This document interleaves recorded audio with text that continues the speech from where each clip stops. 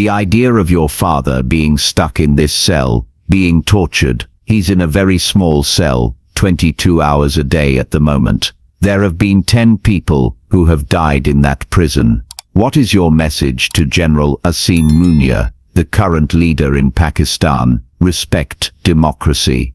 Respect the will of the Pakistani people, and respect the rule of law. Trump has a great relationship with our father and vice versa. Thank you very much. If anyone can make a difference, he can. Are you prepared to risk being arrested and going to Pakistan? On one side, we just want to see him. It's been too long since we've spoken to him. Do you fear that he may die in there? There's so many ways for them to plot some kind of assassination. Pakistan's former Prime Minister Imran Khan has now been in jail for almost 2 years. He's currently serving a 14-year sentence on corruption charges he's always denied. His wife Bushra is serving 7 years. Reports suggest that both Khan and his wife are now being kept in harsh and degrading conditions, which amount to political persecution, and that Bushra has been gravely unwell.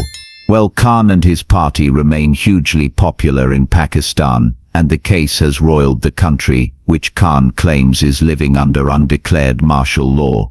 Well, joining me from our studio in London are Imran Khan's 2 sons, Sulaiman and Kasim. Well, welcome to both of you to Uncensored. I said this to your dad when I last interviewed him. When I was about 10 years old, I was a fan of Sulaiman and Kasim when they last saw and spoke to their father, Sussex County Cricket Club, and used to bowl at your dad in the nets when he played at Sussex. And all I remember about him was he was an incredibly kind-hearted, generous man, then as a cricketer who allowed kids to bowl at him in the nets. So, I go back a long way with your dad, in his other incarnation, as a great cricketer. For you guys, I know you both love your cricket, but for you guys, just on a human level, let me start with you, Sulaiman, if I may. On a human level, you've now not seen your father for how long? Coming up to 3 years in November, and you haven't spoken to him, I think, for at least 4 months. Yeah, last time we spoke was in March, I think, right? And you're 28, and Kasim, you're 26. I've got 3 sons, 32, 28, 24. I couldn't imagine going a week without having any contact with them. What has this been like for you guys on a human level? I mean, it's obviously brutal. We're used to speaking to our father very often. I mean, the court mandated that we speak to him once a week. We barely spoke to him, once every 2 or 3 months.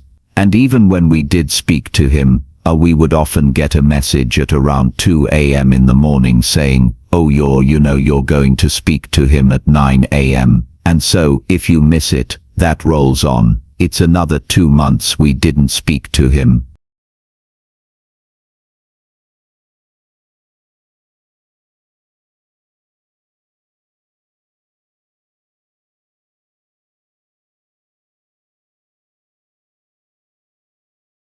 So that was our one kind of solace, that we got to at least speak to him occasionally.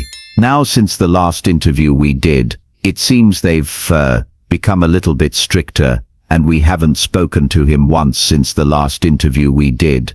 It seems like that's kind of a technique that they're using to try and break him or cause him a little bit more distress. And Sulaiman, what conditions do you believe your dad is now living in? So he's in a very small cell. He has to be in there 22 hours a day at the moment. He's only allowed out of his cell for 2 hours a day at the moment. They restricted access. Books were kind of his only solace, and they've kind of restricted access to the books that he wants. He's had access restricted to his lawyers, and his personal physician, and his family members restricted. I'd like to add as well, the conditions in there are awful, as in there have been 10 people who have died in that prison of hepatitis C. And that's because of unsanitary conditions, equipment like razors and things that haven't been cleaned properly. So it's very clear to see their awful conditions. He's washing himself in water that isn't just unfiltered, it's visibly murky, it's apparently discolored. So, the hygiene levels in there are pretty abhorrent. Piers asks, do you fear he might die in there? Do you fear, Kasim, that he may die in there? I mean, you try not to think about things like that, but yeah, I mean, I've had moments where I've thought, am I going to see him again? And it's been so long. This is the longest we've ever not seen him. Also the longest I've ever not spoken to him. So now it's just getting so desperate that we're quite private people. We don't usually do things like this, but it's getting to a stage where we're desperate. We want to do whatever we can. I last spoke to your father just soon after the assassination attempt on his life, and he said this: when you're a political leader and you're in the situation that you're in now, where there's a genuine threat against you of assassination, do you feel fear? No, I'm at peace. When I entered politics, I actually had conquered my fear of dying. Otherwise, I would not have entered politics, because I came in to stand up against the entire status quo. I came to fight corruption. Today, the entire political spectrum, 16 parties on one side and I'm on the other side. And because this was the status quo, which has 60 years of last 62 years, half has been ruled by military and half by these two families. So I came to fight these two families. He's shown extraordinary courage there, Kasim. I'm not surprised. He, as a political leader, he's behaved exactly the way he did as a cricketer, showing great courage and leadership and so on. But that was an occasion where he very nearly got killed. I mean, it was a very close escape from assassination. Again, as his son, what is that like for you? Look, Piers, we built a very thick skin with him. When we were younger, we knew he always went headfirst into very dangerous situations. He went against mafias. We saw him get shot. That was the last time we actually went over there, was straight after that, and it's the last time we saw him. But he's a very resilient character. He's always been like that. It's his strong faith. He was like that even before he had that strong faith. It's brutal to see him right now. This is one of the worst situations I've kind of gone through, because we really didn't think it was going to be this long, his sentence or his incarceration. It's an unpredictable place, Pakistan, but to be in there nearly coming up to 2 years, yeah, it's brutal. So it's the first time I've really wavered a little bit on my faith in him being okay. So that's why we're here. Sulaiman, I did another interview with your dad where he talked about you guys. Let's take a look at this. You also, Imran, you have kids back here in the UK, and your ex-wife, Jemima, was on Twitter saying how relieved that they all were to see that you'd survived this. But in those moments, you must also, you're a father.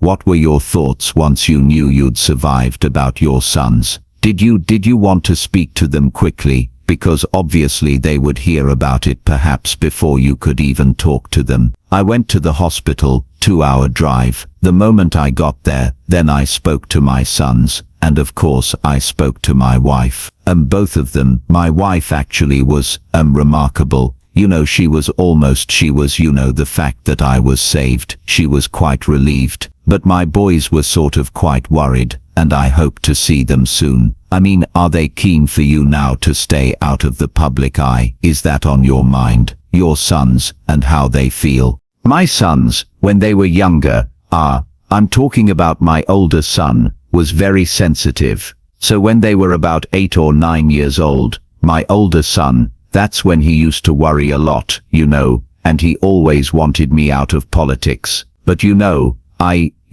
feel that, we human beings have a responsibility to our society, and this is the spiritual way of life. There are 2 ways. One is material, yourself, the other is the spiritual. And some 30 years ago, when I went on the spiritual path, That's the only reason I came into politics, because I realized I had a responsibility being so privileged in this country. How do you feel watching that back, Sulaiman? Well, it's completely true. When I was younger, sort of 9, 10, we'd constantly hear about his life being in danger, and I'd always beg him to leave politics, live a more comfortable life. Maybe living off the back of his cricket career, but as we've got older, as he's got more successful in politics, I've kind of learned that, and also just getting older, and understanding these things a bit more. He wouldn't be happy if he wasn't doing what he's doing. Even if he was living a comfortable life with us in the UK or in Pakistan, he genuinely wouldn't be happy if he wasn't trying to make a change, over there. Kasim, I know that you guys were planning to go over to Pakistan and try and help your father and maybe even affect his release, but that you've been told you won't get visas, and that if you do go you may face arrest and indeed potential imprisonment. Is that the case? And what do you do given that backdrop? Well, yes, so we wanted to go. We want to do whatever we can, as I said, to try and make a difference. We heard maybe, on one side, we just want to see him. It's been too long since we've spoken to him.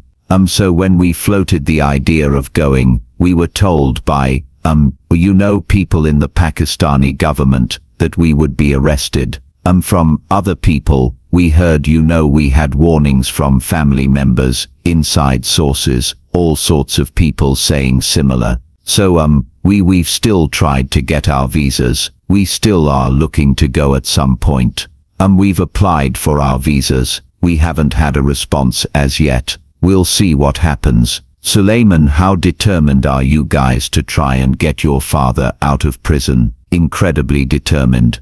And that's like Kasim said, we're quite private people. We wouldn't normally do this sort of thing. But we've recently been to America to speak to politicians over there to see what we can do, see if they can help, support and advocate for his release. It's just got to this stage where we're doing everything we can to help from abroad. If we can't go over there, if we don't have assurances that we can go over there and see him and make a difference there. Kasim, what's your message for President Trump? Because he probably, of all world leaders right now, might be able to effect real pressure on this situation. Do you have a message for him? Well, if anyone can make a difference, he can. We spoke to Richard Grenell, and he was a big advocate of my father. He publicly tweeted in favor of our father. We know that Trump has a great relationship with our father.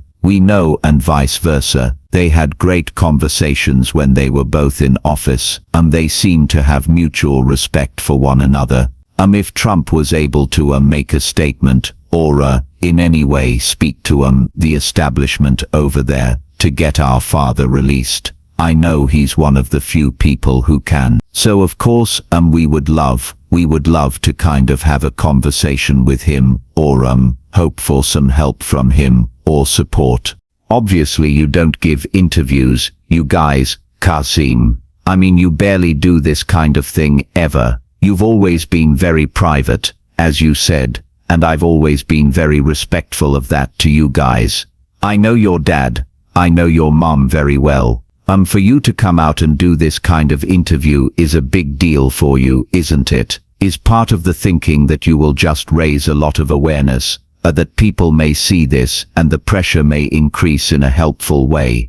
Yes, for sure. We want politicians in the UK and America to speak up about the situation over there, the human rights violations. There are countless human rights violations, from the torture tactics they use, turning off the power for 10 days in his cell, and all lights in his cell. That's a genuine torture tactic.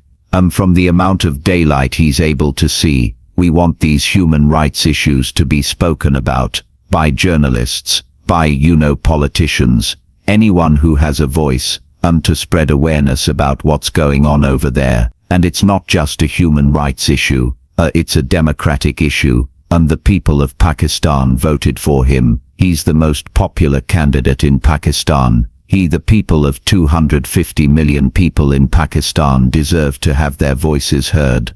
So if anything, we would just say to speak out. Don't be afraid to speak out about this situation, and give some support to what's going on over there, to his situation, what's going on over there. Sulaiman, have you had a chance to talk to the British Prime Minister Sir Keir Starmer? No, we haven't. We haven't, but we would love a chance to speak to anyone, any sort of senior figure in the British government, or David Lammy, the Foreign Secretary. Indirectly, through our mother, but no, not directly. I really, like I said, I started this with talking to you about this on a human level. Just as a father of 3 boys myself, it's a heartbreaking situation that you guys have found yourself in, and I just think it must be an intolerable stress on you.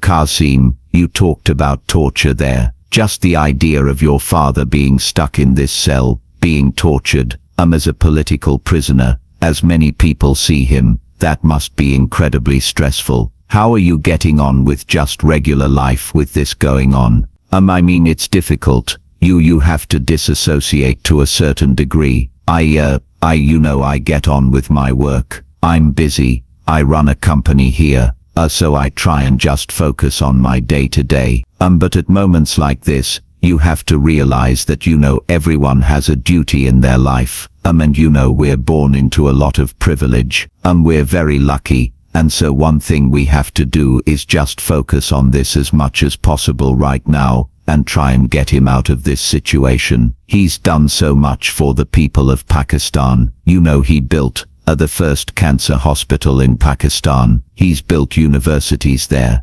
He won the World Cup in '92. The people of Pakistan adore him, and for good reason. And the least we can do as sons is try and speak up about this, and try and make some kind of impact. So even if it is a little bit painful, speaking about it is the very least we can do. And Sulaiman, he's been convicted in Pakistan of corruption charges, as has his wife. What is your response to that? Well, I think anyone who knows him knows that he's not a corrupt person. If he was truly corrupt, he's been offered multiple times to join one of the established parties, and he could have just enriched himself that way, as they have. Instead, he chose to start his own party 30 years ago. Took him 20 years to even be taken seriously in politics. He could have lived a comfortable life, like I've said, off the back of his cricket career. The whole reason that he started his party in the first place was to fight the kind of rampant corruption that Pakistan has suffered from since its inception, really. So yeah, I think, anyone who knows him, even people within the establishment who are accusing him of this, know that he's not a corrupt person. I interviewed Imran's sister, Sulaiman Khan, in February last year, and she said this: he was shot. There were about 2 snipers and 1 person on the ground who shot at his rally, but then there was another attempt when they barely made it out of the judicial complex, but they had snipers on the rooftops. They were going to shoot at them, shoot at him. That was about to be a second attempt. So it's not that it's 2 attempts, and in jail. Maybe we were worried about his safety in jail. Like, is he safe in jail? Will they poison him? So there's always a concern, but I think he's helped all of us come through the past few months, and we feel, well, if you're going to die, then it's going to be a big contribution towards a cause. There she was raising the specter of somebody potentially poisoning him. Kasim, the problem is he's kind of defenseless in there, isn't he? He's on his own. He's defenseless. It's a very vulnerable place for him to find himself. Yeah, completely. It's horrible thinking about him in that cell, when you hear the stories about it just getting worse and worse. What really was quite painful to hear was recently hearing about him losing a lot of weight. The heat over there is unbearable, and we know he doesn't have any air conditioning, he doesn't have any fan, and so he's stuck in this small solitary confinement cell, in blazing heat, and losing weight is just not a good sign for someone who's in their 70s who's been shot recently 3 times. The health risks are massive, so there's so many ways for them to plot some kind of assassination. They have complete control, and it's extremely distressing. Sulaiman, that is what would be really concerning me if I was in your shoes. There's already been assassination attempts on his life, his sister's talking about potential poison plots, and so none of this is far-fetched. This kind of thing, I remember meeting Benazir Bhutto a few months before she was assassinated. This is part of life in political life in Pakistan, sadly. What is your message to General Munir, who's the current leader in Pakistan? What's your message to him about what's happening with your father? I would say respect democracy. First of all, respect the will of the Pakistani people, which was clear, despite huge rigging in the general election in February last year, and respect the rule of law, and give him a fair trial. That would be my message, I think. And Kasim, are you prepared, you guys, to risk being arrested and going to Pakistan? Yeah, for sure. We've been attempting to go for a little while. We're looking through whatever we can. So what will be will be. We'll see what happens, but we 100% will be going at some point, whether he likes it or not. Well, listen, I greatly appreciate you coming on Uncensored. I've been very moved by your plight. I've talked to your mother a lot, as you know, about this. I feel a long-time affinity with your dad. Like I say, he was very kind to me when I was a young lad, and I haven't forgotten that. And it was fascinating watching him go into politics and a whole different world. But it's a very dangerous position that he now finds himself in, and I just hope and pray that, at some stage, sooner rather than later, common sense prevails, and you get your dad back, or at the very least, you get to see him and talk to him and interact with him, because it must be, just for yourselves, never mind him, a form of torture that's going on. So Kasim and Sulaiman, thank you both very much indeed. Thanks so much for having us on. Really appreciate it. Thank you, Piers. Well, best of luck to you in your campaign.